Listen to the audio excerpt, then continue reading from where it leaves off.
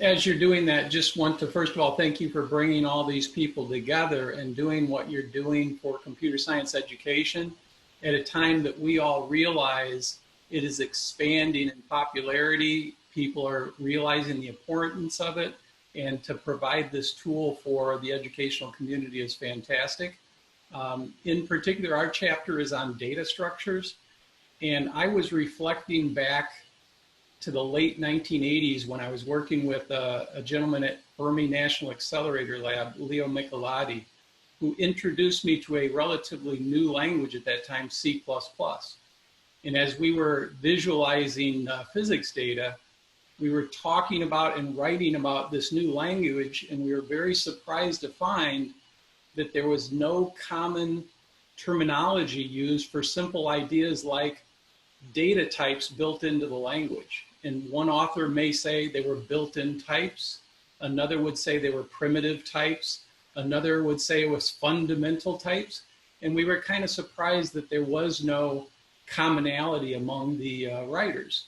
So as Baker and I started to explore the literature on data structures, we were relatively surprised to say 30 years plus later, there are no real common standard definitions in the literature for data structures.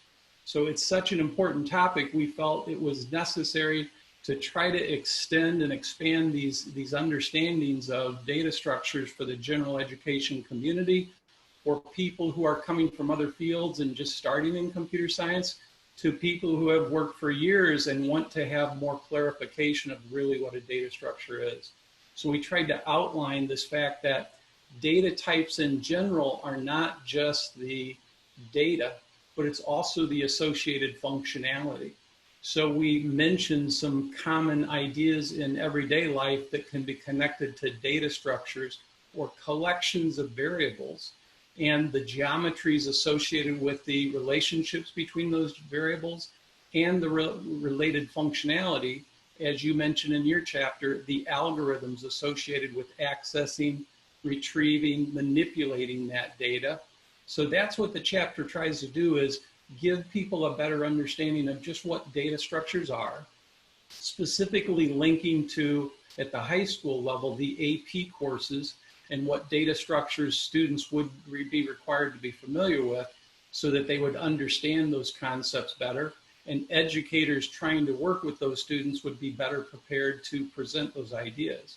We also have visualizations, some suggestions for some kinesthetic learning that gives people a better understanding of the abstractions that are associated with data types. So we're hopeful that through examining this chapter, it will inspire people to not only think about data structures in new ways, but also look for other literature and make connections with those various definitions that they will find and understand these commonalities that are related to the topic. So once again, I thank you very much for giving us the opportunity, and we hope that people find this particular chapter in the entire book helpful.